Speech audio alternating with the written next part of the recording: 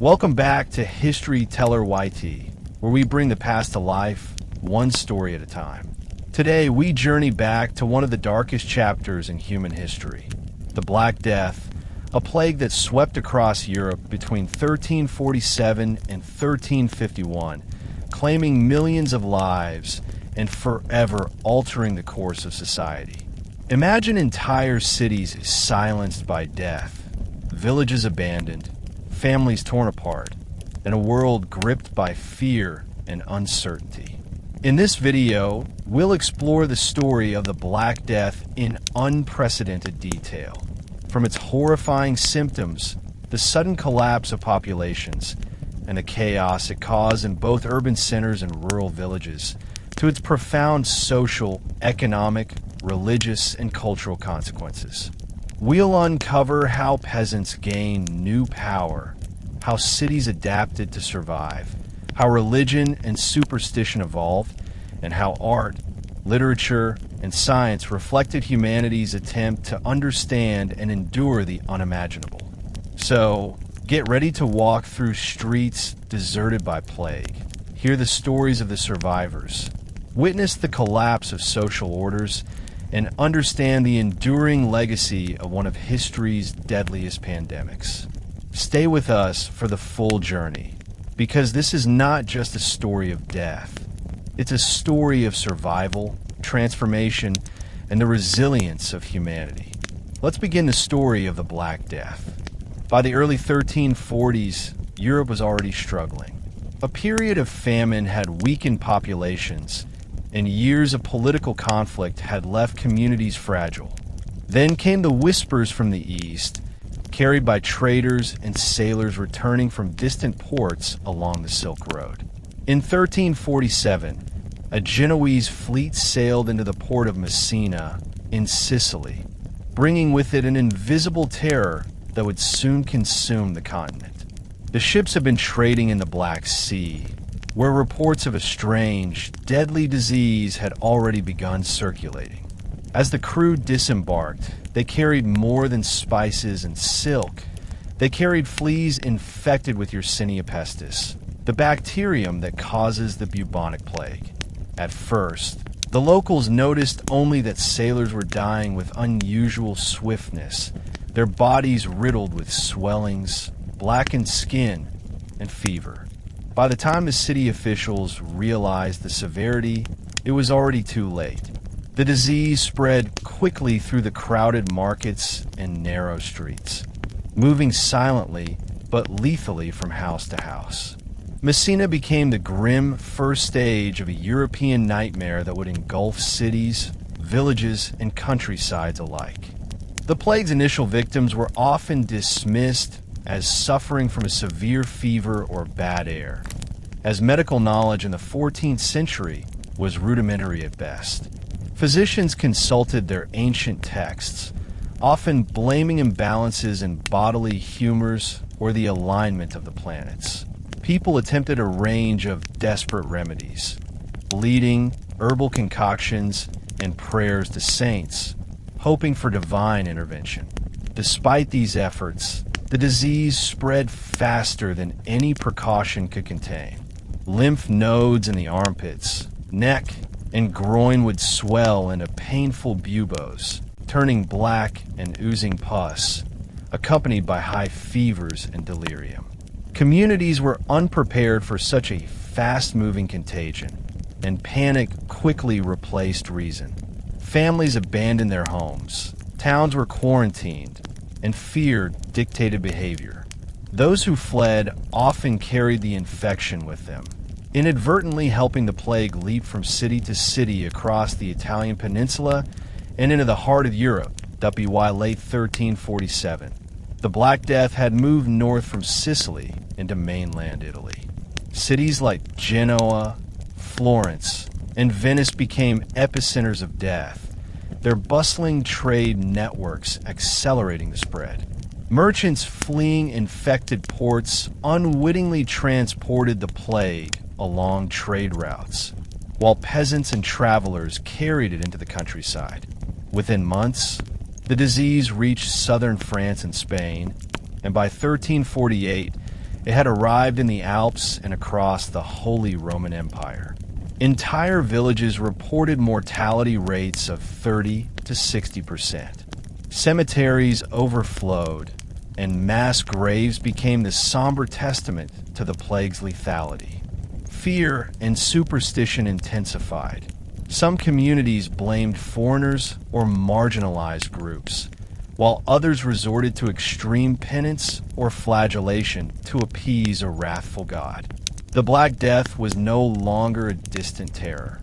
It was a force transforming every corner of European life, signaling the beginning of a societal upheaval whose effects would echo for centuries. By the spring of 1348, the plague had already transformed northern Italy into a land of despair. Cities such as Florence, Milan, and Venice were bustling centers of commerce and culture, but now they became crucibles of death. In Florence, the population, which had numbered over 100,000, faced mortality rates approaching 50% in some districts. Streets that once echoed with the sounds of merchants and artisans now rang with cries of the sick and dying. Wealthy families fled their palaces for countryside estates, hoping to escape the invisible killer. But the plague did not discriminate. It traveled silently on carts, boats, and through human contact. Public health measures of the time were woefully inadequate. Authorities, baffled by the speed of infection, attempted to cordon off affected neighborhoods and burn the belongings of the deceased, but these efforts often came too late. The infected corpses, left in homes or hastily dug graves, contaminated water and soil, furthering the cycle of disease. Physicians and healers, dressed in long robes and masks filled with aromatic herbs, roamed the streets in vain. They could do little more than record symptoms, pray, and attempt minor treatments, unaware that their knowledge of contagion was centuries behind the reality of the bacterium devastating their communities. Fear and suspicion ruled daily life, with rumors and superstition often spreading faster than the plague itself. From Italy, the Black Death surged into France and the German-speaking regions of the Holy Roman Empire. By mid-1348, Marseille, Avignon, and Paris were already reporting unprecedented mortality. In Paris, the city's population faced a catastrophic collapse, with clergy, artisans, and laborers succumbing to the disease at alarming rates. The plague disrupted not only family life, but the very foundations of urban economy. Markets became deserted, guilds disbanded, and agricultural production faltered as farm laborers either died or fled the countryside. Travel restrictions were enforced, but they were mostly symbolic.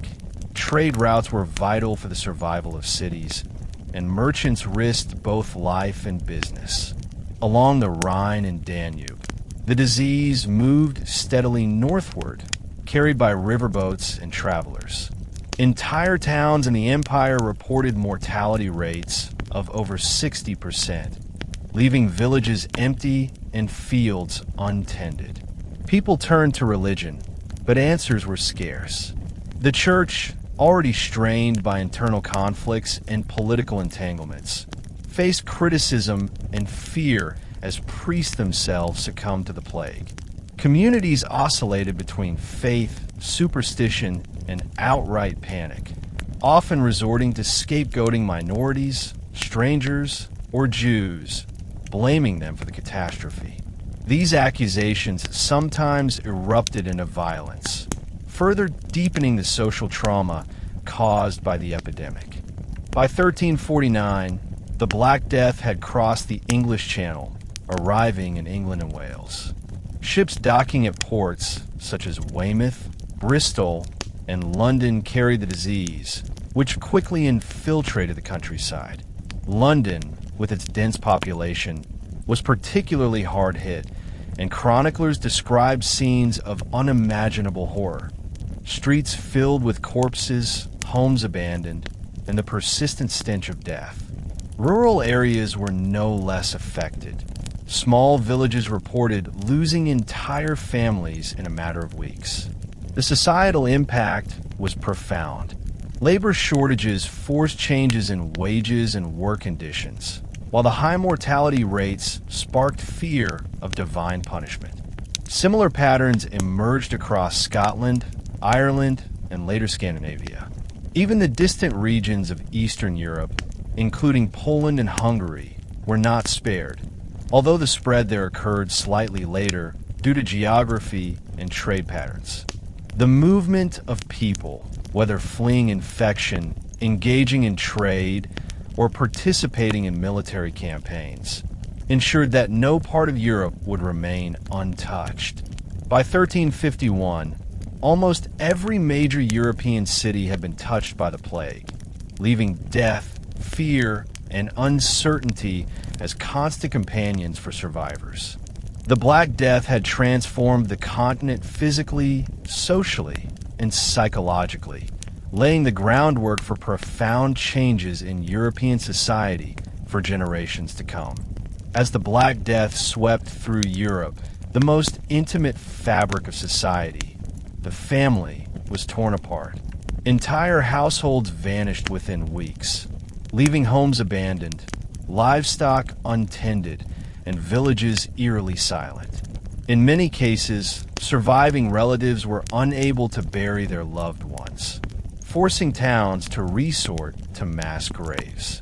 Chroniclers of the time describe harrowing scenes: neighbors digging shallow pits in town squares, children left to wander alone, and parents overcome by grief and sickness. Communities that had once relied on mutual support now found themselves isolated, as fear of contagion prevented even the closest bonds from being maintained. People who might have cared for their sick neighbors often fled, leaving the infected to face death alone. Even religious and civic leaders, tasked with maintaining order, were not spared. Many perished while performing duties or offering last rites. This collapse of social norms contributed to widespread panic and despair. The social structure, based on proximity and interdependence, began to erode rapidly. In urban centers, guilds and trade networks faltered as artisans and laborers succumbed. In rural areas, fields lay fallow, and villages experienced depopulation so extreme that some were abandoned entirely. The psychological toll was profound. Survivors often reported guilt, anxiety, and a pervasive sense that the world had been irrevocably altered. The Black Death not only decimated populations, but also unleashed waves of fear and superstition that reshaped social interactions. People sought explanations for a catastrophe that seemed beyond comprehension. Many turned to religion, believing the plague was divine punishment for humanity's sins. Flagellants, religious zealots who publicly whipped themselves, traveled from town to town, seeking to atone for collective guilt. Some communities believed in the power of protective charms, herbal remedies, or mystical rituals, despite their ineffectiveness against the plague. Scapegoating became widespread. Marginalized groups, especially Jewish communities, were falsely accused of poisoning wells or invoking curses. This led to horrific pogroms, particularly in Germany and France, where entire Jewish quarters were destroyed and thousands were killed. Even foreigners or itinerant merchants were viewed with suspicion, their movements restricted in attempts to contain the invisible enemy. Fear extended to daily interactions. People avoided contact with neighbors, refrained from attending church or marketplaces, and abandoned towns entirely. The plague's invisibility and sudden lethality fostered paranoia, which sometimes erupted in a violent social unrest. This period was marked not only by physical suffering, but also by psychological torment, as human beings struggled to comprehend and survive a disaster that ignored social class, age, or occupation. One of the most lasting consequences of the Black Death was the profound disruption of Europe's economy. With mortality rates estimated between 30 and 60% in many areas, labor became scarce, and the traditional feudal system faced unprecedented strain. Peasants, who survived while their lords or neighbors perished, suddenly found themselves in higher demand. Wages rose, but so did tensions, as landowners attempted to enforce pre-plague contracts and restrict mobility. In England, the government passed laws like the Statute of Labourers in 1351, attempting to freeze wages at pre-plague levels and restrict peasants from seeking better employment. These efforts were largely ineffective, as desperate landowners could not control the dynamics of supply and demand in a depopulated labor market. Agricultural production fell sharply, and some marginal lands were abandoned altogether. Trade slowed initially, but eventually, scarcity created opportunities for merchants and artisans. Cities began to rebuild their economies with fewer workers, often relying on innovative practices and mechanization. Despite the immense tragedy, these economic shifts would plant the seeds for social mobility, urban growth, and eventual transformations in European society. The Black Death had decimated populations, but in its aftermath, survivors were left with a new awareness of labor value, mortality, and the fragility of traditional hierarchies. As the Black Death swept across Europe, the medieval church faced an unprecedented crisis. For centuries, the church had been the central authority guiding both spiritual and daily life. But now it was powerless in the face of a disease that killed clergy as quickly as it did lay people. Entire dioceses lost priests, monks, and nuns, leaving communities without spiritual leadership. In cities like Florence, Paris, and London, parish records reveal that clergy mortality was extraordinarily high, sometimes exceeding 50%.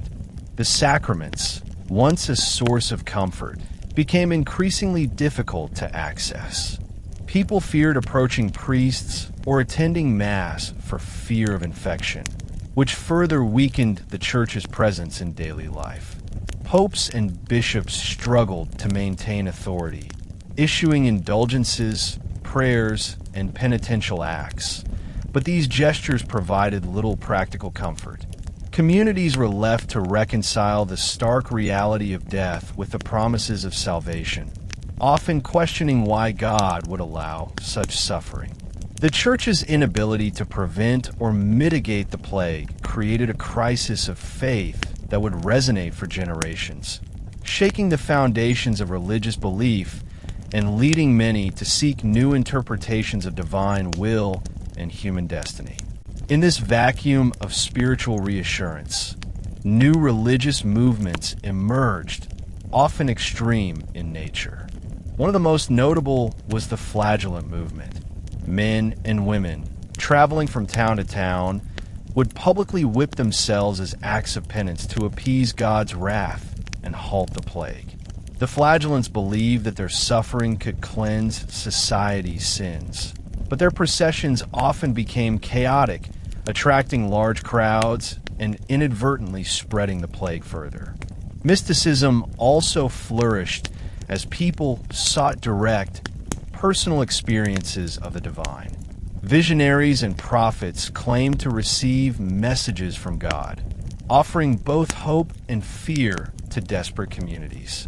Popular piety shifted as individuals engaged in private prayer, commissioned religious art, and sought relics reputed to have protective powers. Pilgrimages increased, sometimes to shrines and holy sites far from home, as the sick and fearful searched for cures beyond the reach of conventional medicine. The combination of fear, fervor, and fascination with the supernatural created a complex religious landscape where devotion, superstition, and desperation intersected. The Black Death not only killed, but it also transformed the spiritual life of Europe, challenging orthodox practices and inspiring movements that reflected humanity's attempt to understand suffering beyond mortal comprehension. Alongside spiritual innovation came darker expressions of fear and blame. Scapegoating intensified as communities sought explanations for a catastrophe that seemed random and universal. Jewish populations were falsely accused of poisoning wells, invoking curses, or conspiring with demons to bring divine punishment. Entire Jewish quarters were destroyed, and thousands were massacred across Germany, France, and parts of Eastern Europe. These tragic events highlight the terrifying social consequences of panic and ignorance.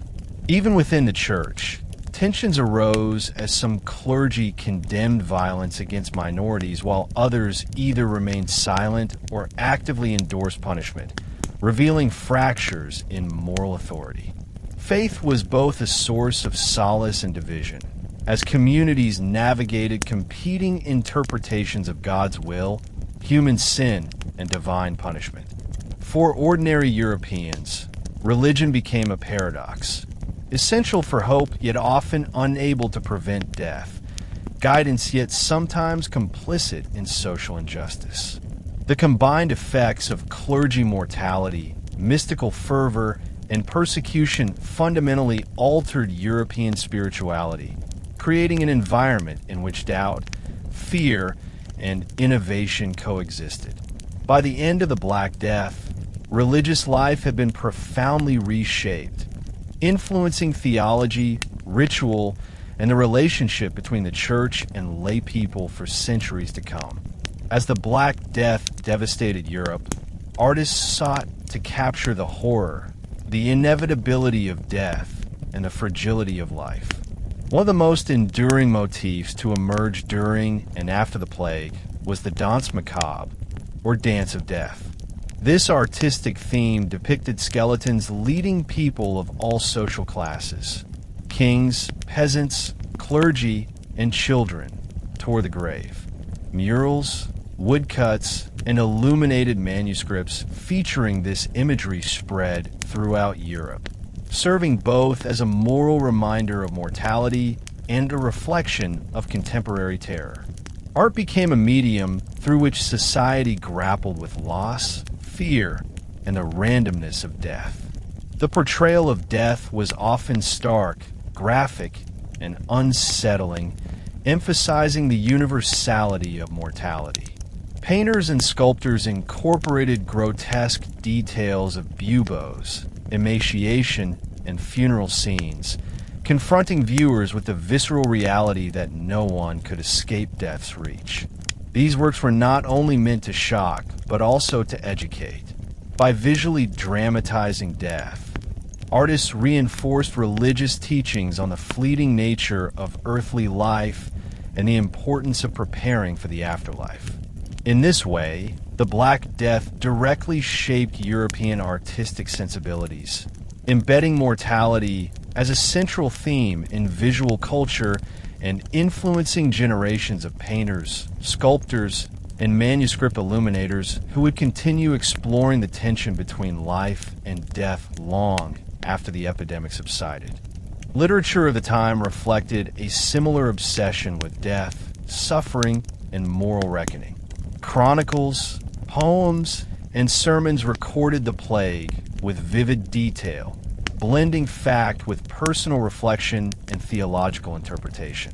Writers such as Giovanni Boccaccio, in the Decameron, immortalized the human response to the Black Death, portraying both fear and resilience. Boccaccio's work described groups of young people fleeing Florence to escape the plague, telling stories to distract themselves from the omnipresent specter of death. This narrative captures not only the immediate social reality, but also the psychological coping mechanisms of survivors. Elsewhere, moralistic and religious texts emphasized penance, divine judgment, and the ephemeral nature of worldly pleasures. Chroniclers meticulously documented mortality rates, the rapid collapse of families and towns, and the sometimes surreal behaviors provoked by fear and grief. Poetry, too, reflected the tension between despair and hope, blending sorrow, moral admonition, and reflections on the impermanence of human life. Literature became a vessel for collective memory, ensuring that the horrors, lessons, and human stories of the Black Death were preserved for future generations. Through written word, society attempted to make sense of chaos, codify experience, and grapple with questions of morality, mortality, and the human condition in the face of catastrophe. Beyond art and literature, the Black Death reshaped collective memory and ritual practices. Communities developed new ways to commemorate the dead, and funerary customs adapted to the scale of mortality. Mass graves became a grim necessity. Yet even in these practices, rituals persisted, blessing graves, holding communal prayers, and marking sites to honor the deceased. The epidemic also influenced religious festivals, processions, and local commemorations, which increasingly incorporated themes of death, mortality, and divine judgment. In some regions, confraternities and brotherhoods emerged, tasked with caring for the sick, burying the dead, and performing rituals of intercession. These organizations often survived the plague, becoming permanent fixtures in urban and rural life. Memorialization extended to the physical environment as well. Plague crosses, statues, and chapels were erected in affected towns, ensuring that the tragedy remained a visible, tangible part of the cultural landscape. Through these practices, communities sought not only to honor the dead, but to understand and control an event that had overwhelmed human comprehension. In this sense, the Black Death left a dual legacy. It destroyed countless lives while simultaneously inspiring reflection, creativity, and the establishment of cultural norms designed to grapple with the universality of mortality.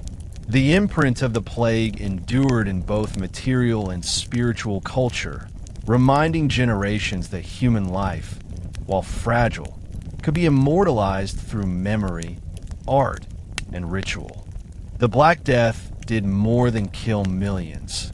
It fundamentally transformed the economic landscape of medieval Europe.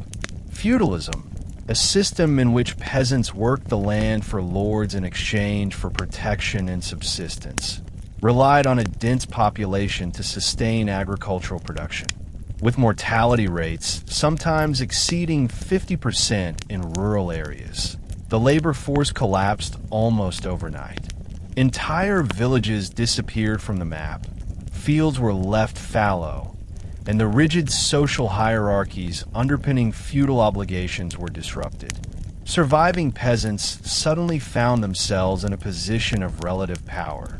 With so few workers remaining, their labor became more valuable, and they could demand higher wages or more favorable terms. Lords, desperate to maintain production, often resisted these demands, sometimes resorting to legal measures such as the English Statute of Laborers in 1351, which attempted to freeze wages at pre-plague levels. However, enforcement was difficult, and the scarcity of workers gave peasants leverage they had never previously experienced. In some regions, this shift contributed to tension and even rebellion, as laborers resisted traditional obligations and sought better living conditions. The labor shortage forced innovation as well. Agricultural techniques were adapted, and some estates experimented with alternative crops or mechanization to compensate for the reduced workforce. In this way, the Black Death acted as both a destructive and transformative force, destabilizing centuries-old economic structures and reshaping the balance of power between laborers and landowners. while rural areas experienced depopulation and labor shortages. Urban centers faced their own economic challenges and opportunities. Cities such as Florence, Venice, and Paris suffered immediate disruptions in trade, artisan production, and daily commerce. However, as the initial shock subsided, economic shifts emerged that allowed some individuals and groups to thrive. The scarcity of workers elevated wages for skilled artisans, prompting upward mobility for those who survived.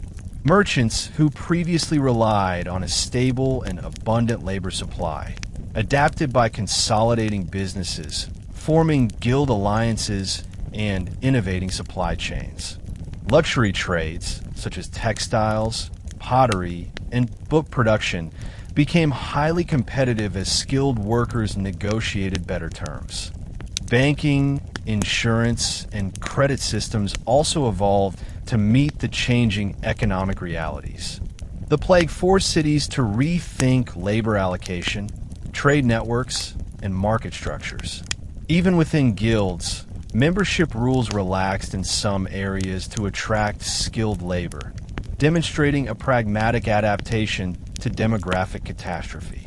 The Black Death, while devastating, ultimately accelerated economic evolution, laying early groundwork for increased urbanization, social mobility, and a more dynamic commercial environment in Europe. The long-term consequences of the Black Death's economic impact were profound and enduring. Across Europe, labor scarcity and higher wages contributed to a gradual weakening of feudal authority, empowering peasants to negotiate better conditions or migrate to urban centers in search of opportunity. Some historians argue that this shift played a critical role in the emergence of early capitalism, as surplus labor became a commodity and the balance between landowners and workers began to tilt.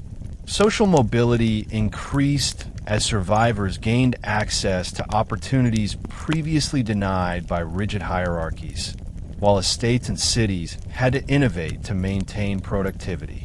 The demographic shock also had subtle but significant effects on agriculture. Marginal lands were abandoned, forests expanded, and ecological recovery sometimes followed depopulation. Inflation, shifts in commodity prices, and changes in land tenure further transformed economic structures. Moreover, the psychological impact of sudden mortality heightened risk awareness, influencing investment, trade decisions, and long-term planning. In short, the Black Death reshaped not only the population of Europe, but also its economic logic, social hierarchies, and the ways in which communities organized labor, production, and commerce. The plague was a catastrophic tragedy, but it also catalyzed enduring structural transformations that defined the trajectory of European society for centuries to come. The Black Death was not only a biological catastrophe, but also a profound psychological crisis for medieval Europe. Fear became a constant companion, infiltrating every aspect of life.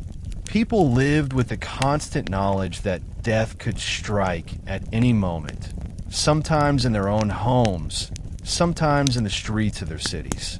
Chroniclers described towns emptied of social interaction, with neighbors avoiding one another out of terror of contagion. Parents abandoned sick children, spouses fled each other, and entire families disbanded as survival instincts overtook social bonds. This pervasive fear led to profound anxiety, depression, and a sense of helplessness. Human behavior became unpredictable.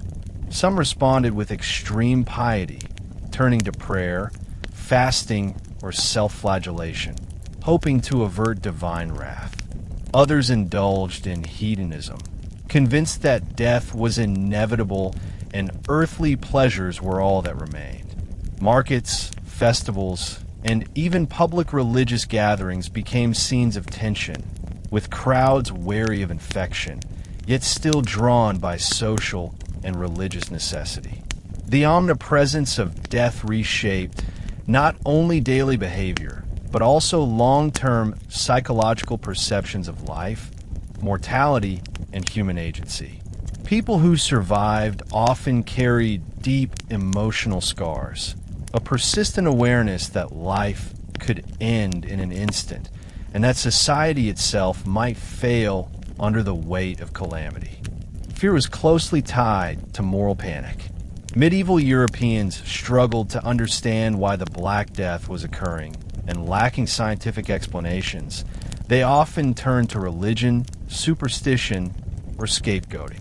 Accusations against minority groups, particularly Jews, but also foreigners, beggars, and itinerant merchants, became widespread. Communities sought tangible explanations for the invisible disease, leading to horrific violence, including massacres, expulsions, and the destruction of entire neighborhoods. Such behavior reflects both the psychological strain of mass mortality and a human need to assign blame in times of crisis. Social trust eroded, friendships dissolved, neighborhood networks fragmented, and even traditional authority figures were questioned. Chroniclers often depicted scenes of despair, where normal moral codes broke down as survival instincts dominated behavior. Public officials struggled to maintain order, and in some regions, law enforcement became nearly impossible as officials themselves succumbed to the plague. The psychological consequences were compounded by the uncertainty of contagion. The disease's unpredictability intensified feelings of helplessness and futility. Fear became both a personal and communal experience, permeating every social interaction and leaving lasting impressions on cultural memory. Despite overwhelming fear and trauma, human resilience emerged in varied and remarkable ways. Communities developed coping mechanisms to navigate the plague's social and psychological challenges. Some individuals turned to mutual aid, caring for neighbors, or establishing rudimentary quarantine zones to protect the healthy. Others found solace in spiritual practices, creating new rituals or relying on private devotion when public worship became dangerous. Families who survived often reorganized households, taking in orphans and displaced relatives. Survivors sometimes migrated to areas with lower mortality, creating demographic shifts that reshaped local economies and communities. Psychological adaptation also manifested in cultural responses. Storytelling, art, music, and communal rituals provided avenues for processing grief and confronting mortality. Even humor and satire emerged in some forms, allowing people to face the absurdity and inevitability of death in ways that strengthened social cohesion. In this way, the human response to the Black Death was not solely one of despair, but also of ingenuity, adaptation, and resilience. Survivors carried the lessons of the epidemic forward, altering perceptions of risk, mortality, and social responsibility in ways that would influence European society for generations. One of the most enduring legacies of the Black Death was the emergence of public health measures that sought to limit the spread of disease. In the absence of germ theory or an understanding of bacterial infection, medieval authorities relied on observation, experience, and sometimes superstition to implement preventive measures. The term quarantine itself emerged during this period, originating from the Italian word quarantina, referring to a 40-day period of isolation imposed on ships arriving from infected ports. Cities such as Venice, Genoa, and Marseille implemented strict controls on maritime traffic, requiring crews and passengers to remain isolated before entering the city. Overland travelers were also monitored, and affected villages were often cordoned off to prevent contagion from spreading. These measures were among the first organized attempts to control epidemic disease in Europe, laying the groundwork for later public health systems. Despite limited medical knowledge, these interventions occasionally slowed the spread of the plague, buying valuable time for cities to organize burials, care for the sick, and manage social panic.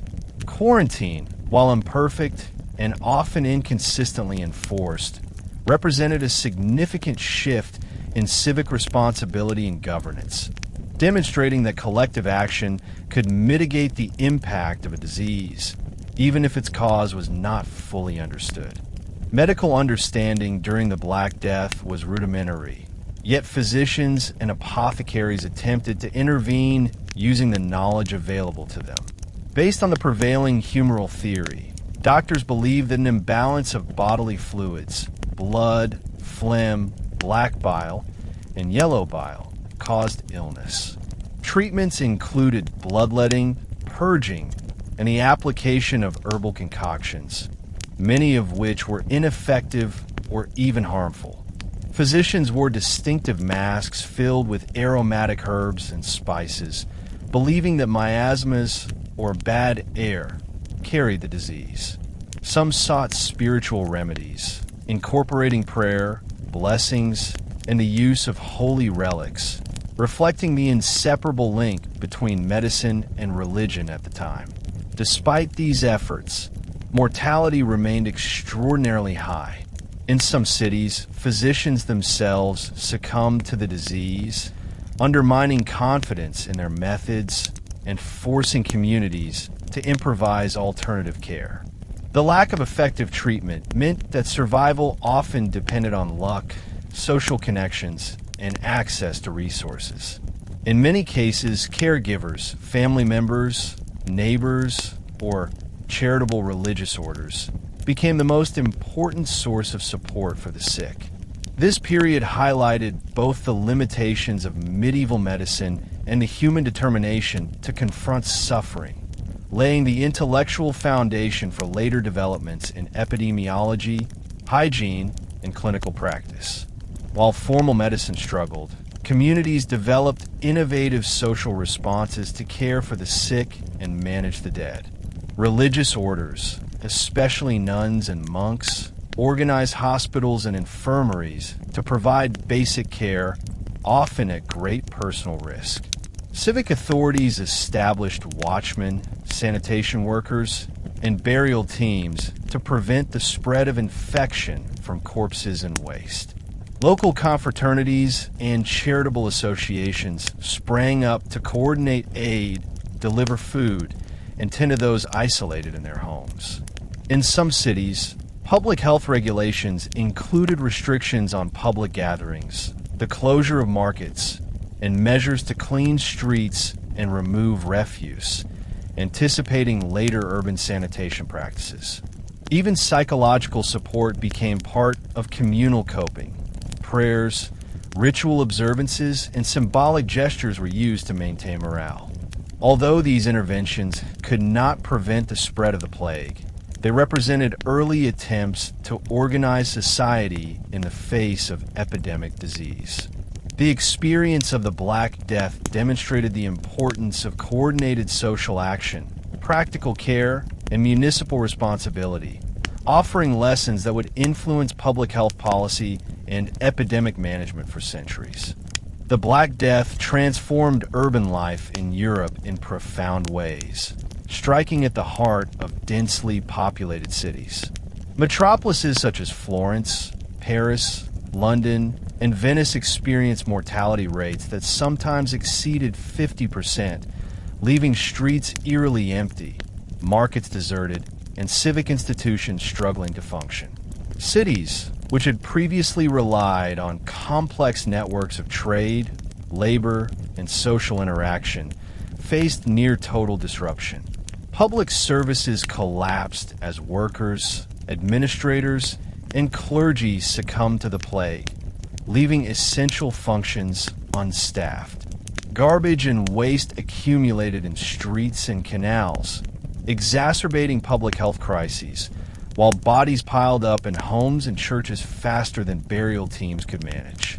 Panic, fear, and mistrust became daily companions for urban residents, who often fled to the countryside if they could afford to, inadvertently spreading the plague further. The sense of communal order weakened dramatically.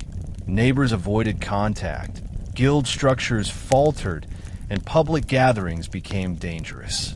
Cities that had thrived on density, trade, and population suddenly found themselves under siege not by armies or famine, but by an invisible, indiscriminate killer. Yet, despite these challenges, urban life persisted, adapting to new realities and forcing civic authorities to reconsider how societies could manage large populations under conditions of extreme mortality. City governance during the Black Death faced unprecedented challenges. Officials struggled to maintain order amid widespread fear, chaos, and high mortality among civil servants. Traditional methods of law enforcement often failed as officials themselves became victims of the plague, leaving gaps in municipal authority. In response, some cities developed innovative approaches to governance, implementing early public health measures such as cordon sanitaires, monitoring of travel, and enforcement of quarantine for infected households or ships. Authorities also attempted to regulate labor and wages as workforce shortages threatened economic stability, though enforcement was uneven. Councils and magistrates issued regulations concerning burial practices, sanitation, and the movement of people, signaling a shift toward proactive civic responsibility.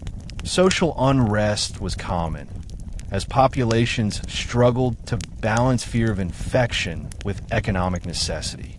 Riots, protests, and acts of defiance occasionally erupted when residents resisted quarantines or restrictions, reflecting both the stress of epidemic conditions and the fragility of social cohesion. Despite these challenges, some cities managed to maintain a functioning urban infrastructure, demonstrating early lessons in crisis governance, the importance of public health policy, and the limits of authority during widespread disaster. The social fabric of urban communities unraveled under the strain of the Black Death. Traditional norms regarding family, neighborhood, and hierarchy were disrupted as death reshaped the population. Extended families were decimated, leaving orphans, widows, and elderly without support. Neighborhood networks weakened as survivors avoided contact, fearful of contagion. Hierarchical structures, such as guilds and civic offices, faltered when members perished, leading to temporary decentralization of authority and increased opportunity for social mobility.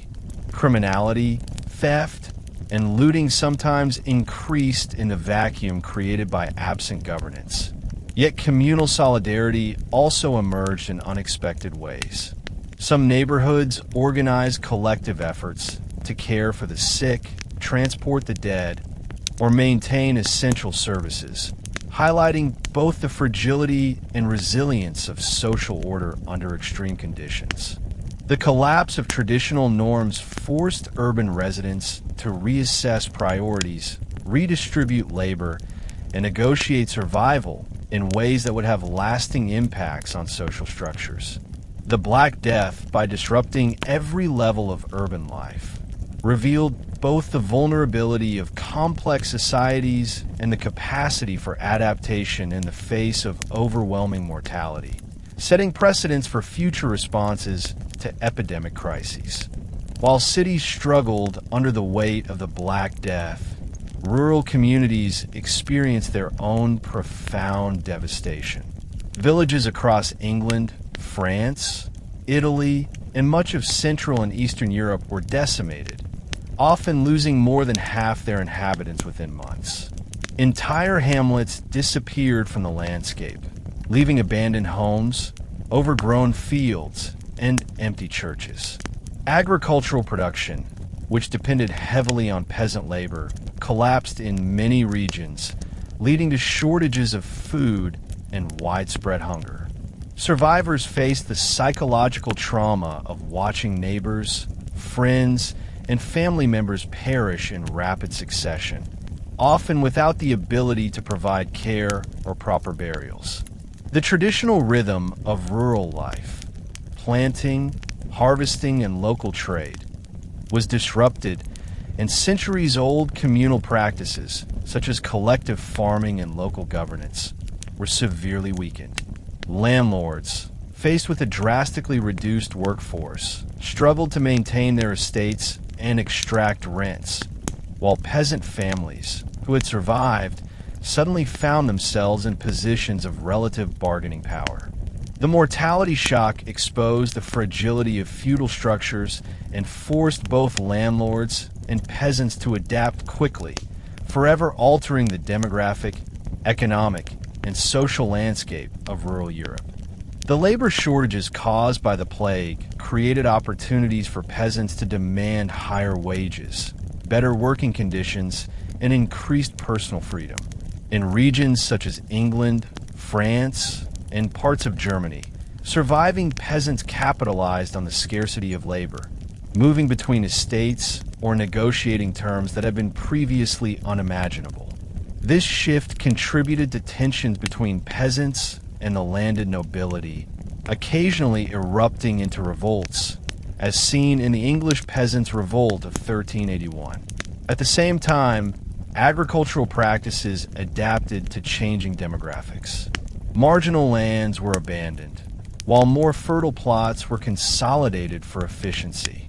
Innovations in crop rotation, animal husbandry, and mechanization began to emerge as landowners sought to maximize production with fewer hands. The peasantry, long confined by rigid social hierarchies, experienced a new awareness of their labor value, autonomy, and mobility. Communities reorganized, sometimes forming alliances or cooperative systems to share labor, protect resources, and sustain local economies. These changes not only improved living standards for many survivors, but also laid the groundwork for the gradual erosion of the feudal system that had dominated Europe for centuries. The Black Death left an indelible mark on the psychology and social structures of rural life. Survivors often struggled with the trauma of widespread death, guilt over family members lost, and fear of recurrent disease. Communities became more cautious, with heightened attention to hygiene, isolation of the sick, and careful monitoring of outsiders entering villages. Religious practices adapted to reinforce social cohesion and provide comfort. Annual processions, prayers for the dead, and the establishment of shrines or memorials became common. At the same time, mistrust and suspicion sometimes grew, particularly toward itinerants or strangers, reflecting a fear-driven response to the unpredictability of disease. Marriage, inheritance, and family structures were also affected, as survivors reorganized households to accommodate orphans and widows. Despite these challenges, rural communities demonstrated remarkable resilience, rebuilding agricultural production and social networks over subsequent decades. The demographic shock of the Black Death, combined with social and economic adaptation, transformed rural Europe, leaving a legacy of both loss and renewal that would shape peasant life, land tenure, and community structures for generations to come. The Black Death caused an unparalleled demographic catastrophe across Europe. Historians estimate that between 25 and 50% of the population perished, though regional variations were significant. In Italy, major cities like Florence and Venice lost upwards of 50% of their citizens, while rural areas saw similar or even higher rates. France, England, and Germany experienced comparable devastation, and even relatively isolated regions of Eastern Europe are not spared. The demographic collapse was sudden, brutal, and often indiscriminate, affecting peasants, laborers, merchants, and nobility alike. Families were left decimated, and social networks collapsed under the weight of mortality. The scale of death reshaped human settlement patterns. Some villages and even small towns disappeared entirely, leaving behind abandoned fields, empty roads, and neglected infrastructure. Chroniclers of the time wrote of entire households wiped out within weeks, corpses left unburied in homes, and funerals conducted en masse with little ceremony. The population decline created immediate social and economic upheaval, but also set in motion long-term shifts in labor dynamics, urbanization, and migration patterns, fundamentally altering the demographic landscape of Europe for generations. In the aftermath of the plague, migration became a significant factor in the reshaping of Europe's social and economic structures. Survivors often moved from devastated villages to urban centers, seeking work, stability, and community. In some regions, labor shortages allowed peasants and skilled workers to negotiate better conditions or relocate for improved wages. This mobility contributed to both economic recovery and social transformation. Cities absorbed displaced rural populations, reshaping urban demographics and accelerating the growth of towns and trade hubs. Borders and regions previously isolated became connected through labor flows and commercial networks, creating a more dynamic social landscape. Migration was not limited to economic motives. Religious pilgrimage, avoidance of contagion, and a search for safety also drove movement. Communities restructured themselves in response, adapting to the arrival of newcomers and the departure of survivors. This period of demographic flux fostered greater social mobility, challenged traditional hierarchies, and demonstrated the resilience of human societies in response to catastrophic population decline. Population recovery after the Black Death was slow and uneven, taking decades in most regions. Fertility rates initially declined due to the psychological trauma, economic instability, and the sheer scarcity of potential partners, but gradually rebounded as survivors sought to rebuild families and communities. Urban centers gradually recovered population through migration, trade, and natural growth, while rural areas saw the return of some abandoned lands as labor shortages eased and social stability returned.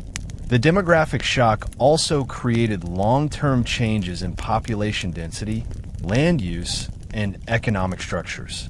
Marginal lands were permanently abandoned in some regions, while fertile estates benefited from the availability of labor. The redistribution of survivors reshaped the geography of settlement, contributing to the rise of new towns and economic centers. Culturally and socially, the memory of the Black Death remained vivid, influencing subsequent generations' perceptions of mortality, risk, and human resilience.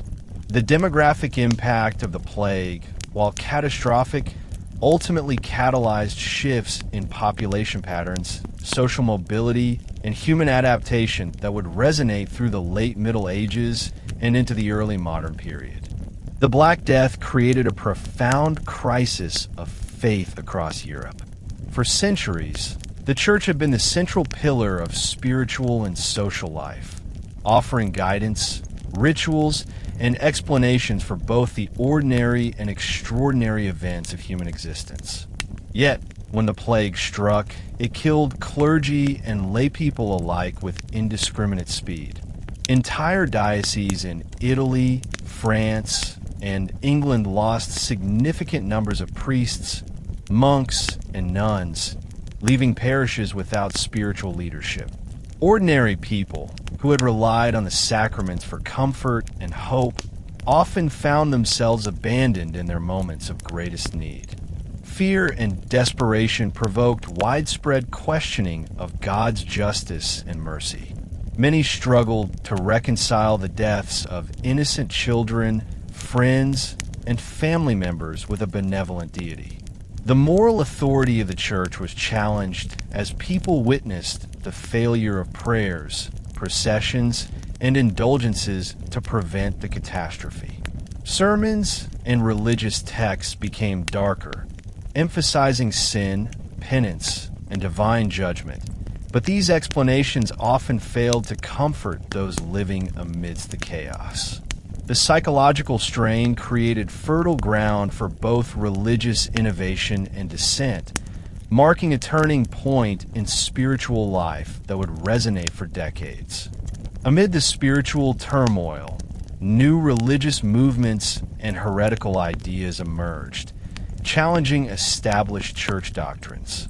Some groups claimed to have special insight into God's will or unique remedies to prevent the plague, often attracting followers disillusioned with traditional religious authority.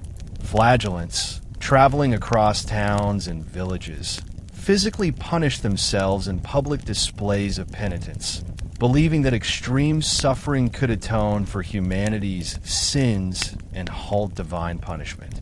Though sometimes condemned by local bishops or the Pope, these movements gained considerable popular support, reflecting widespread dissatisfaction and fear.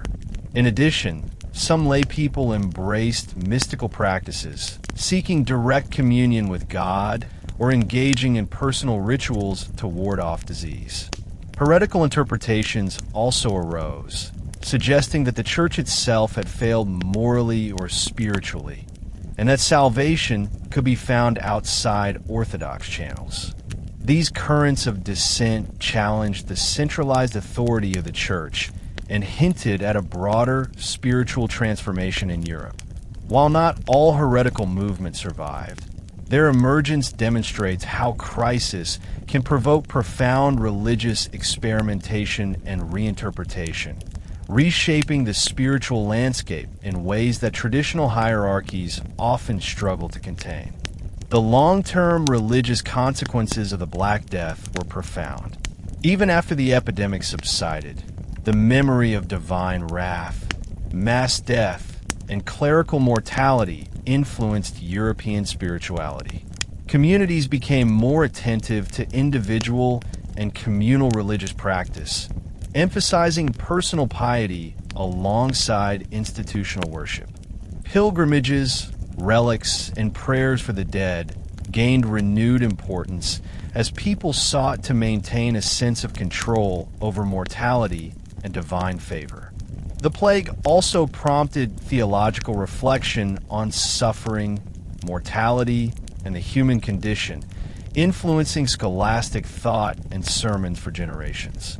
Some scholars argue that the crisis contributed indirectly to the conditions that later enabled the Reformation, as trust in traditional church authority was weakened and critical examination of doctrine became more common. Popular religious culture adapted as well. The dance of death motif, plague-inspired art, and literature reflecting mortality and divine judgment became deeply embedded in European consciousness. Ultimately, the Black Death reshaped spiritual life not only by decimating clergy and lay people, but also by transforming religious thought, practice, and cultural memory in ways that endured far beyond the immediate crisis. The Black Death left an indelible mark on European art, transforming both style and subject matter. Artists of the mid-14th century confronted a society preoccupied with mortality, grief, and the fragility of life. One of the most recognizable motifs to emerge during this period was the danse macabre, or dance of death. This theme depicted skeletal figures leading people of all social classes, kings, clergy, merchants, and peasants, toward their graves, symbolizing the universality of death. Murals, frescoes, and illuminated manuscripts throughout France, Germany, and Italy carried these messages, turning churches and civic buildings into visual reminders of mortality. Painters rendered the dead in grotesque detail, emaciated corpses, distended bellies from plague, and bloated features from decomposition.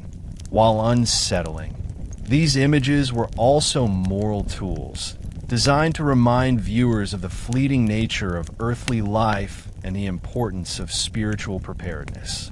The pervasive depiction of death in art reflected collective trauma, transforming aesthetic priorities from classical beauty and divine idealism to stark realism and psychological impact. This shift influenced generations of artists, embedding a new consciousness of mortality into European visual culture that persisted well into the Renaissance. The Black Death, by confronting artists with unprecedented human suffering, produced a visual vocabulary that communicated both fear and reflection, reinforcing the social and religious imperatives of the time. Literature during and after the Black Death similarly reflected societal trauma, moral questioning, and the struggle to find meaning in chaos.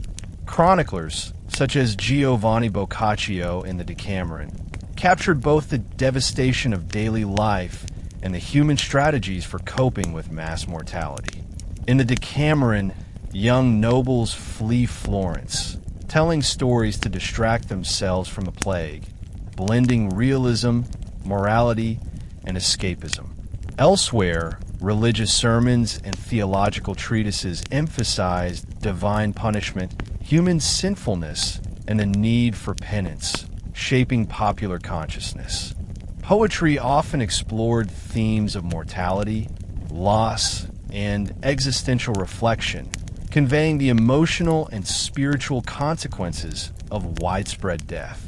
Some texts preserve detailed records of deaths, symptoms, and social behavior, providing invaluable insights into the lived experience of the plague. In addition, allegorical works, often rich with moral instruction, emerged to address questions about the human condition and the brevity of life. Literature became a vehicle for collective memory, offering both narrative comfort and historical documentation, bridging the gap between individual suffering and communal experience. These written works not only preserve the memory of the Black Death, but also help societies process grief, fear, and the need for moral and social order in the aftermath of catastrophe.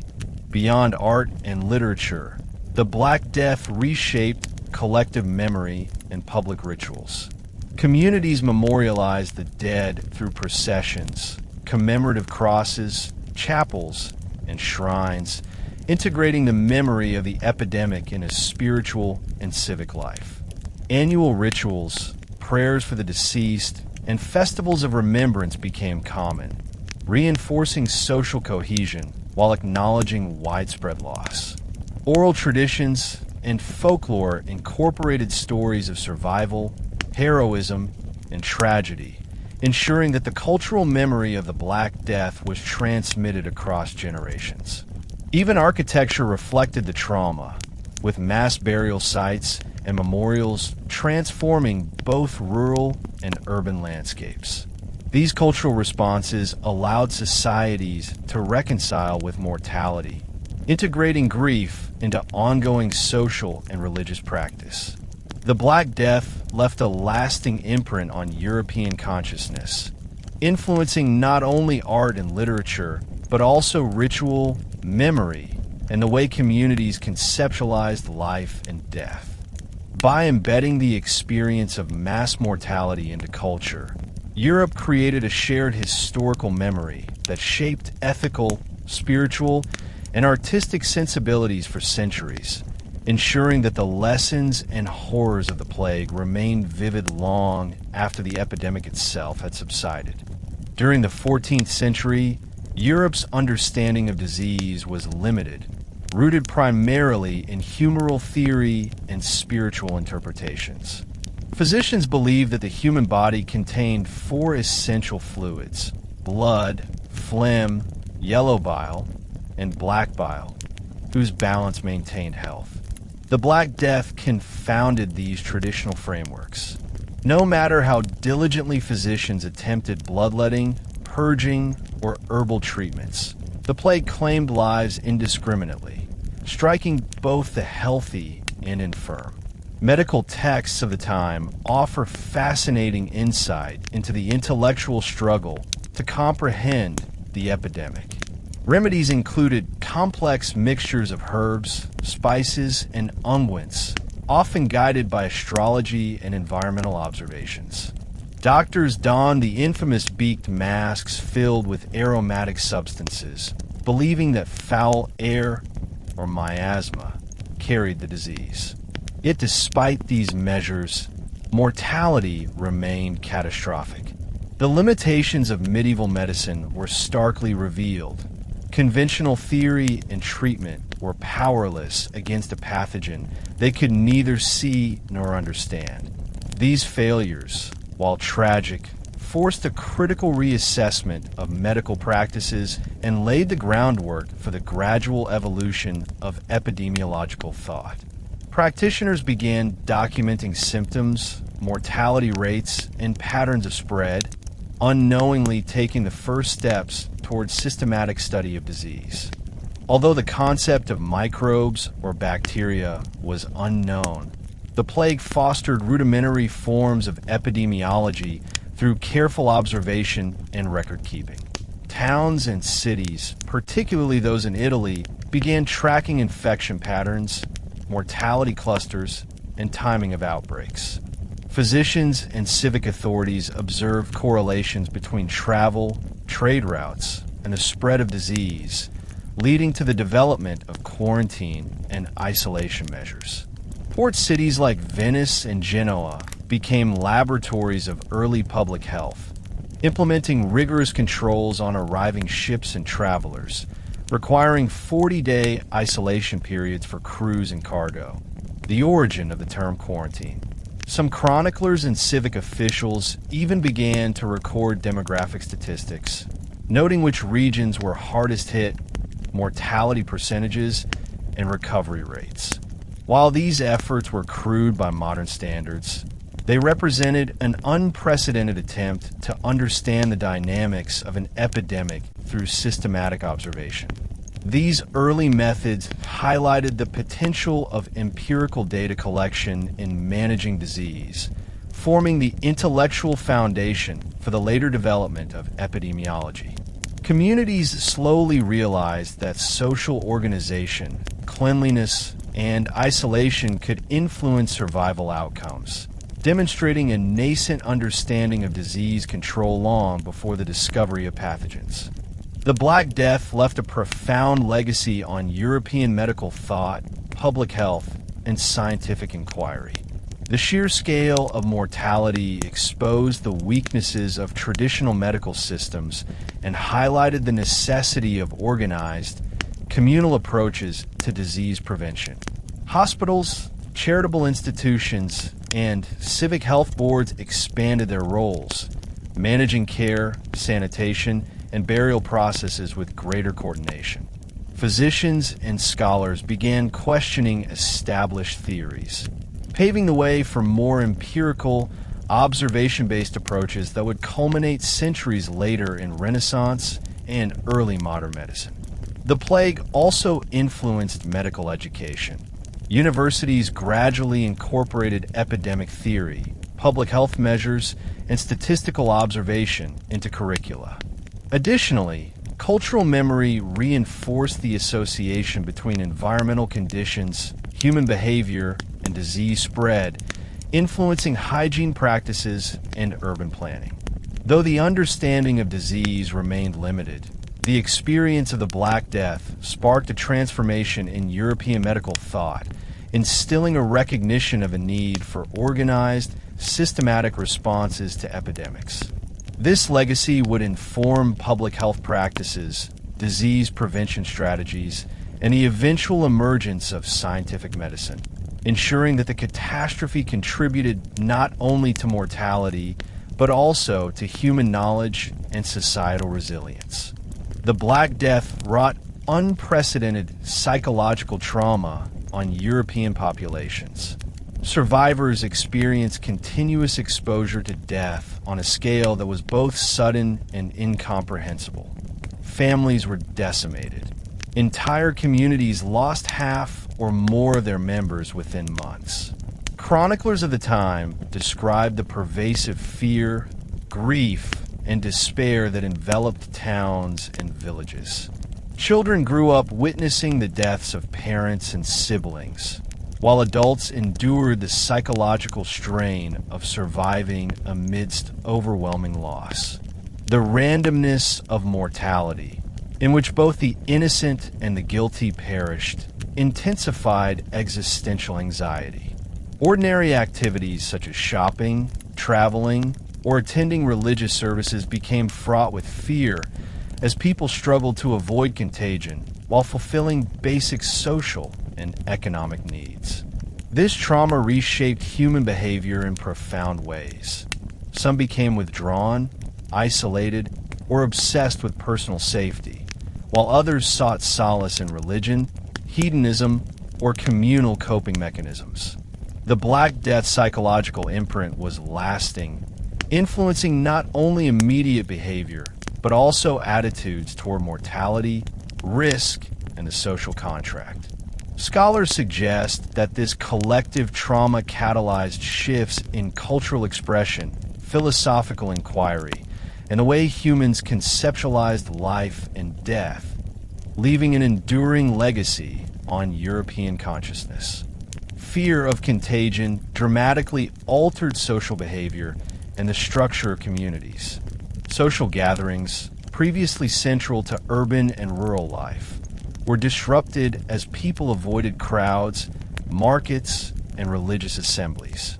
Family structures were strained or dissolved, with orphaned children and widowed spouses reshaping household dynamics. Community rituals adapted. Public penance, processions, and festivals became infrequent or modified to minimize exposure to disease, while private prayer and devotion increased. Simultaneously, social cohesion weakened in some contexts, giving rise to mistrust, scapegoating, and violence. Minority groups, particularly Jews, were falsely accused of poisoning wells or spreading the plague, leading to massacres, expulsions, and destruction of entire neighborhoods. Yet, amid fear and fragmentation, acts of communal solidarity persisted. Confraternities, religious orders, and local charitable organizations coordinated care for the sick, managed burials, and provided resources to those isolated or impoverished. These adaptive responses highlight both the fragility and resilience of social systems during catastrophic crises. The Black Death forced communities to navigate a delicate balance between fear, altruism, and survival, leaving a lasting impact on social norms, interpersonal trust, and the organization of communal life. The scale of death prompted profound cultural responses that permeated art, literature, and ritual. Communities memorialized victims through religious observances, mass graves, memorial chapels, and annual commemorations. Artistic expressions, such as the danse macabre, and literary works, including chronicles, poetry, and allegories, reflected a society preoccupied with mortality, divine judgment, and ethical responsibility.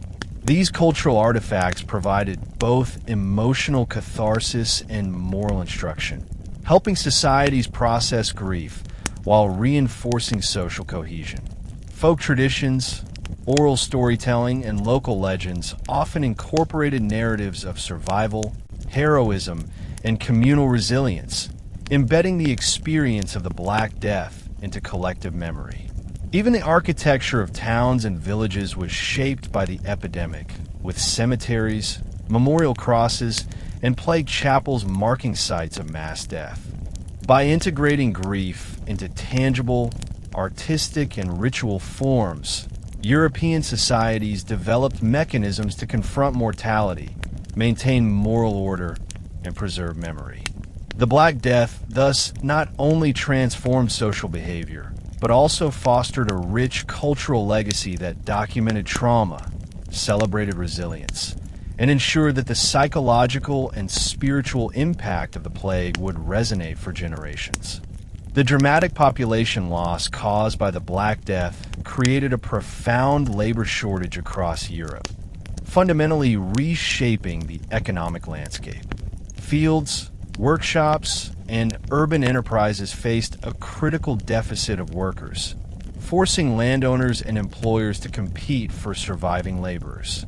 This scarcity elevated the bargaining power of peasants, artisans, and skilled workers, allowing them to demand higher wages, reduced obligations, and improved working conditions. In some regions, these demands were met out of necessity, while in others, authorities attempted to suppress wage increases through legal measures, such as the English Statute of Laborers in 1351. Despite such regulations, enforcement was often ineffective, as the imbalance between labor supply and demand favored workers. Skilled artisans could negotiate mobility between cities or workshops, fostering urban growth and the expansion of trade networks. This shift not only improved economic conditions for many laborers, but also contributed to the erosion of feudal structures. Estates and manorial systems, which had long relied on coerced labor, were forced to adapt, offering greater freedoms to retain productivity. The Black Death thus served as a catalyst for long-term social and economic change, empowering laborers, destabilizing entrenched hierarchies, and laying the groundwork for a more dynamic, market-driven economy in late medieval Europe. While rural areas experienced labor scarcity and declining populations, urban centers began to recover and, in some cases, thrive economically in the decades following the Black Death. Cities like Florence, Venice, Paris, and London became hubs for trade, artisan production, and financial innovation, as surviving populations capitalized on new opportunities created by depopulation. Guilds, traditionally rigid in membership and regulation, adapted by accepting skilled migrants and fostering cooperative labor practices to meet market demands. Trade networks expanded, with merchants and bankers seizing opportunities for profit as supply chains stabilized and population growth gradually resumed. Markets became more dynamic, and specialized crafts gained prominence as labor scarcity made skill a valuable commodity. The economic recovery of urban centers also fostered social mobility, allowing individuals of modest origin to gain wealth and influence, particularly through trade, finance, or artisanal expertise. Civic authorities played an increasingly active role in managing economic activity, public health, and labor relations, highlighting the interconnectedness of urban governance, economic stability, and population management. In this context, the Black Death, while devastating, inadvertently stimulated commercial innovation, urban resilience, and economic diversification that would shape the trajectory of European society for centuries. The social consequences of the Black Death extended far beyond labor markets and urban development. The demographic shock accelerated the decline of feudalism, redistributed wealth, and enhanced the social agency of survivors.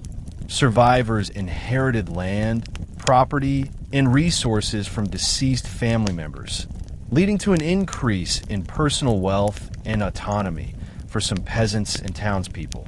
Estates adapted to labor scarcity by consolidating holdings, investing in efficiency, and renegotiating tenancy agreements. Social mobility, previously constrained by rigid hierarchical structures, increased as survivors sought opportunities in new regions, trades, and urban centers. Cultural and psychological transformations also accompanied these material changes. Communities redefined priorities, emphasizing resilience, adaptability, and communal solidarity in the face of persistent threats. Education, literacy, and artistic expression were stimulated as populations recovered, contributing to the broader intellectual and cultural ferment of the late Middle Ages. The Black Death, therefore, catalyzed a long-term restructuring of European society, reshaping economic systems, social hierarchies, and cultural norms, and leaving a legacy that would influence the trajectory of Western civilization well into the Renaissance and beyond. In the aftermath of the Black Death, the European religious landscape experienced significant transformation. The plague had not only decimated populations, but also challenged the authority and credibility of the established church. Clergy were among the high mortality groups, leaving parishes and monastic institutions without leadership. People began questioning traditional religious structures and the efficacy of conventional rituals and sacraments. In response, a variety of religious reform movements emerged, seeking to revitalize spiritual practice, morality, and devotion.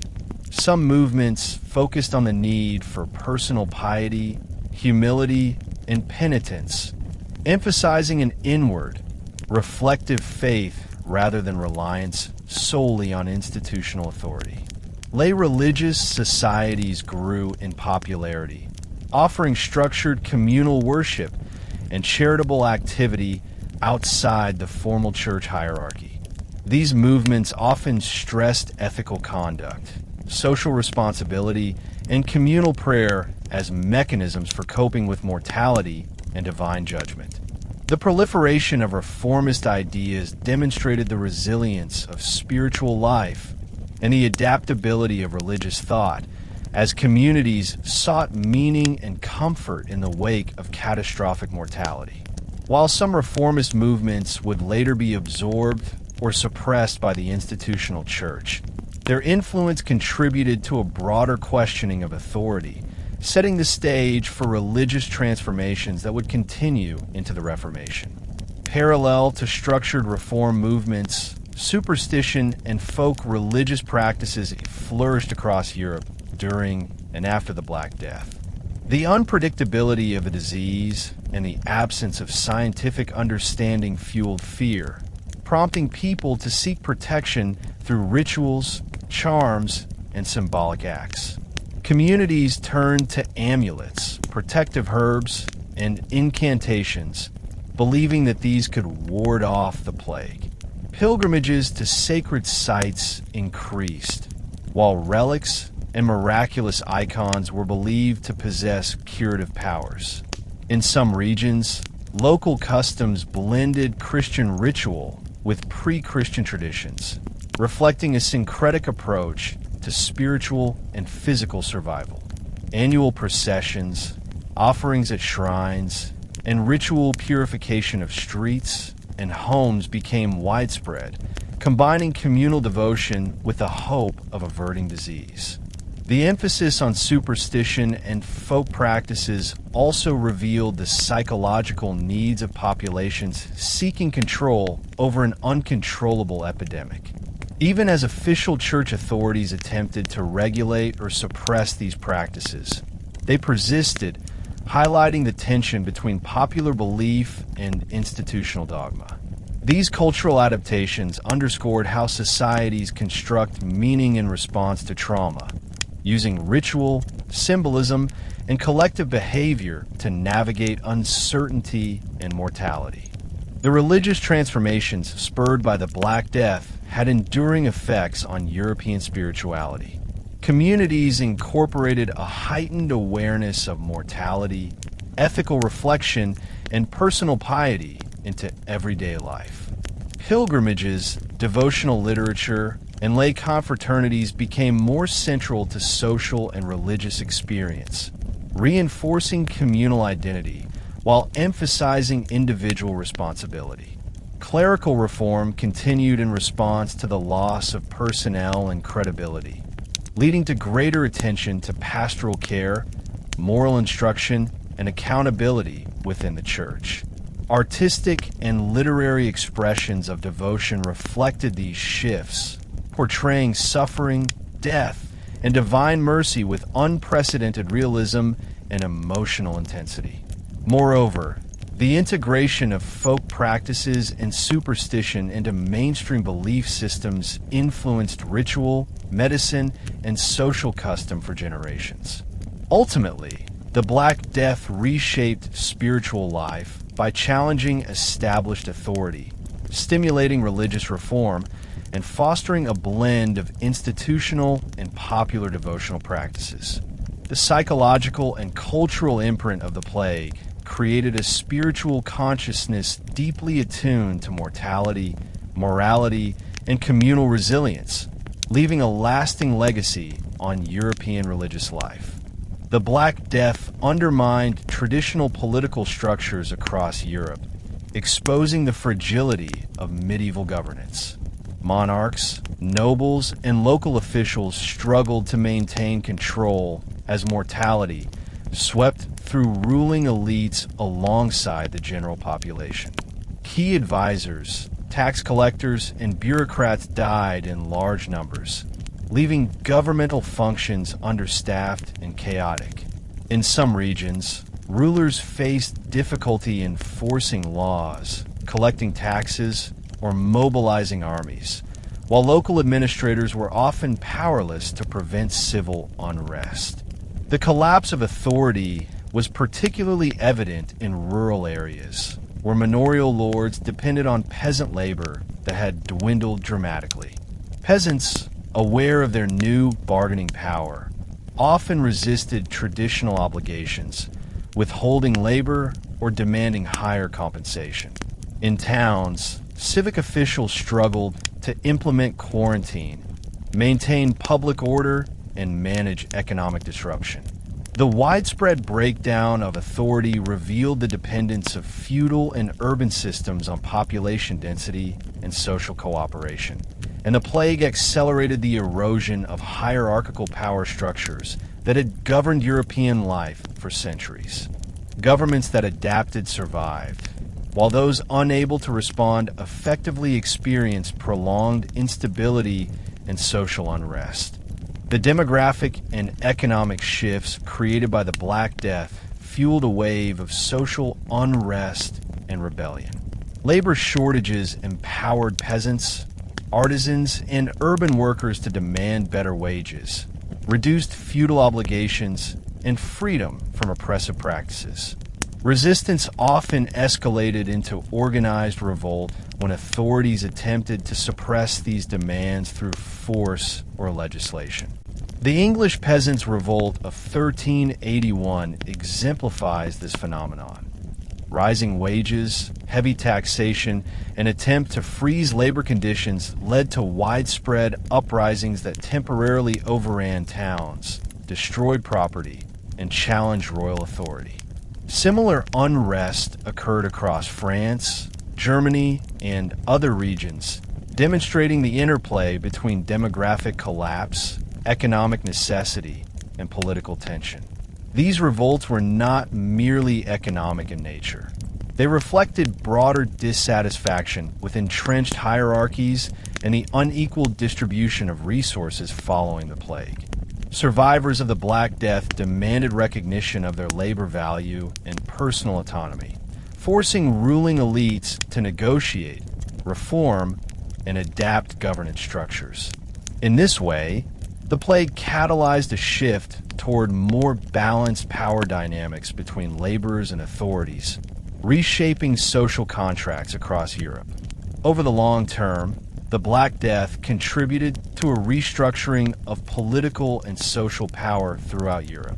Monarchs and nobles had to adjust strategies to accommodate reduced populations, higher labor costs, and increased social mobility among peasants and urban workers. Administrative reforms emerged, focusing on efficient tax collection, improved bureaucratic organization, and greater oversight of local authorities. Some regions witnessed the gradual decline of feudalism as landowners consolidated holdings, transitioned to wage labor, or allowed greater freedoms to retain productive workforces. Urban centers gained influence as surviving merchants and artisans became economically and politically significant, enhancing the power of city councils and guilds. The combination of demographic collapse, labor scarcity, and social unrest permanently altered the balance of power between rulers and subjects, laying the groundwork for more centralized states, stronger civic institutions, and, in some cases, early forms of representative governance. Politically, the Black Death was a turning point, demonstrating that pandemics could accelerate historical transformations, weaken entrenched hierarchies, and provide opportunities for social and institutional innovation. The catastrophic impact of the Black Death profoundly influenced European thought, prompting reflection on human mortality, ethics, and the nature of existence. Scholars, philosophers, and writers grappled with questions raised by unprecedented mortality, seeking to understand the human condition amidst suffering.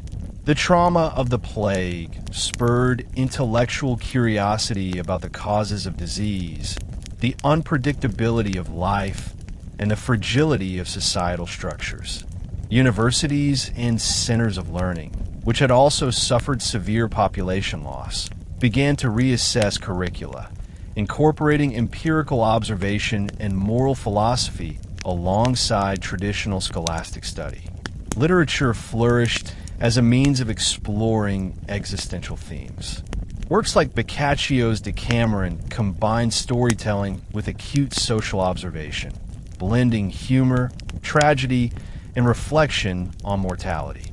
Chroniclers meticulously documented symptoms, death tolls, and social behavior, unintentionally laying the groundwork for empirical approaches to understanding epidemics. Philosophical discourse became more attuned to individual experience and human frailty, challenging previously rigid theological interpretations. The Black Death thus catalyzed a wave of intellectual activity, inspiring both critical analysis and creative expression. It emphasized the interconnectedness of human behavior, social structures, and mortality, ultimately contributing to the emergence of Renaissance humanism and more observational approaches to knowledge. Although medieval medicine was initially ineffective against the plague, the crisis stimulated new approaches to medical practice and scientific inquiry.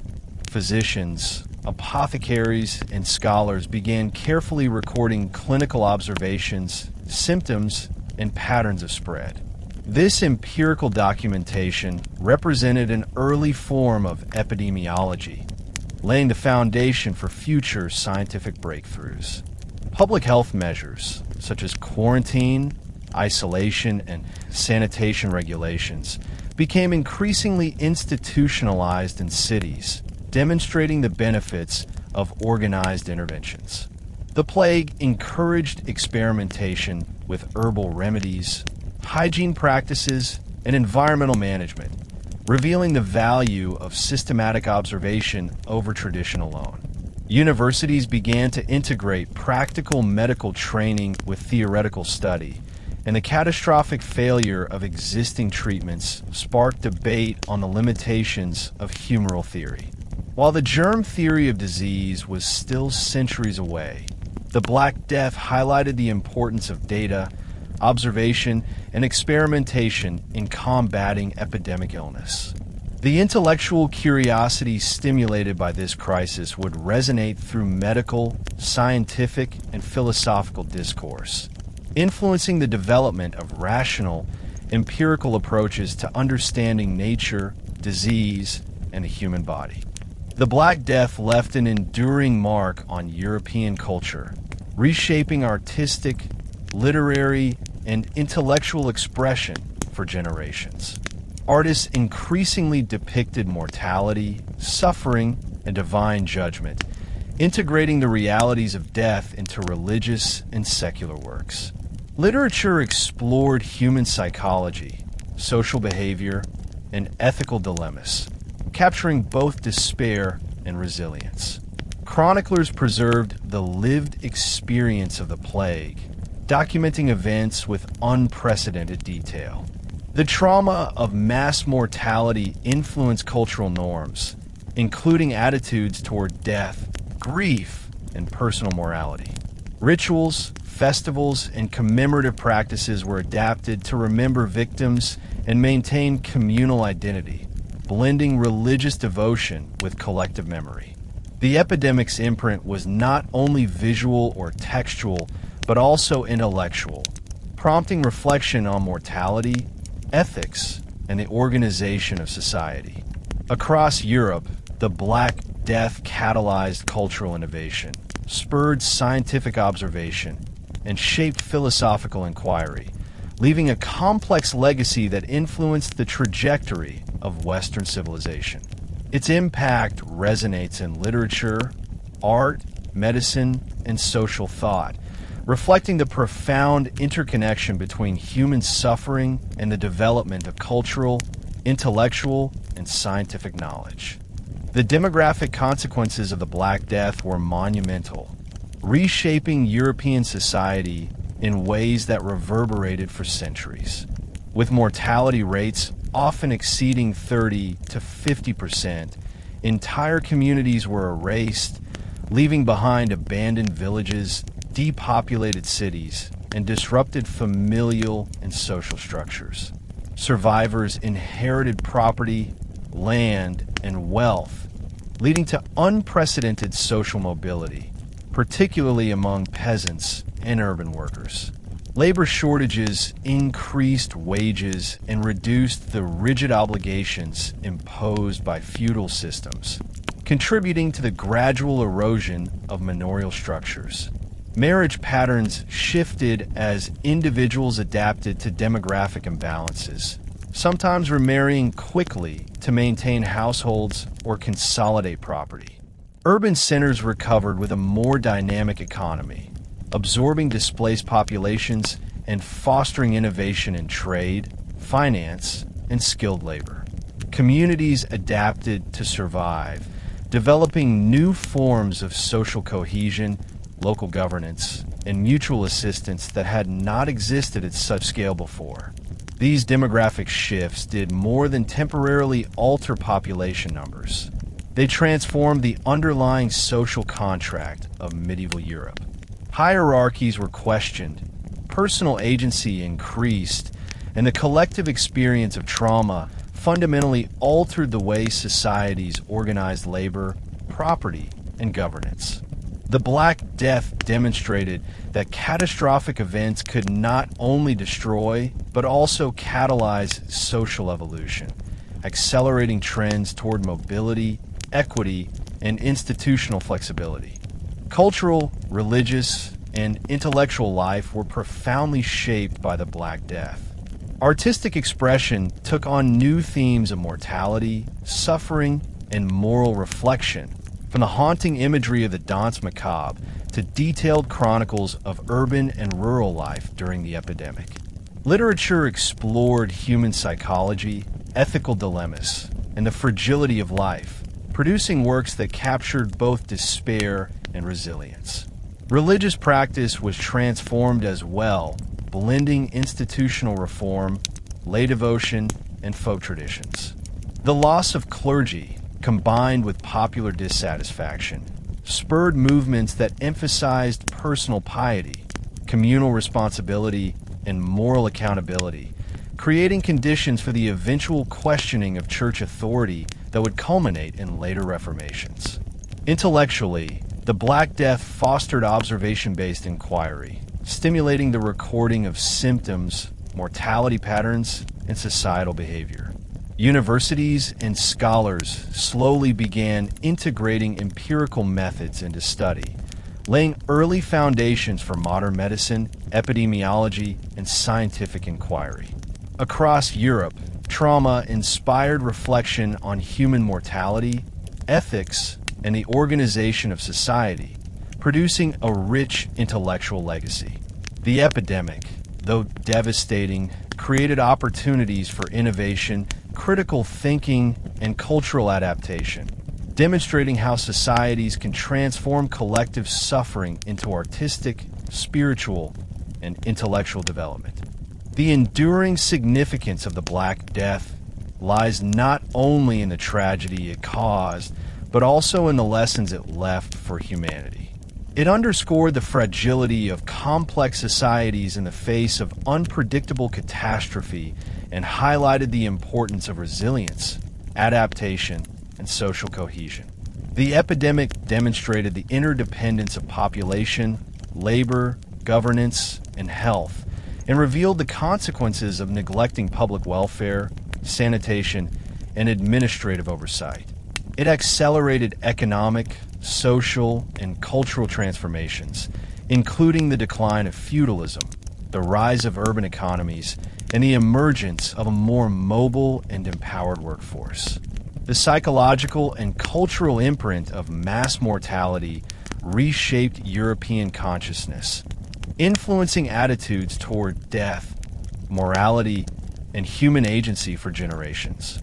Moreover, it prompted innovations in medical observation, public health measures, and record-keeping that would influence future responses to epidemics. In essence, the Black Death stands as a testament to both human vulnerability and resilience, illustrating how catastrophe can act as a catalyst for profound social, economic, and intellectual change. Its legacy continues to inform historical understanding, epidemiology, and cultural memory, reminding us that even in the face of immense tragedy, societies can adapt, evolve, and endure. And that concludes our journey through the Black Death, one of the most devastating and transformative events in European history.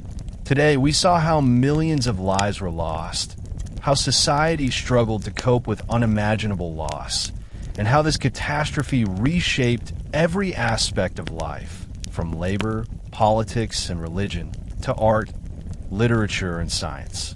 The moral of the story is clear. Even in the face of overwhelming tragedy, human resilience, adaptation, and ingenuity can create lasting change. The Black Death may have brought unimaginable suffering, but it also accelerated social progress, cultural evolution, and scientific observation, leaving lessons for generations to come. If you enjoyed this journey into history, don't forget to subscribe to History Teller YT for more stories that bring the past to life.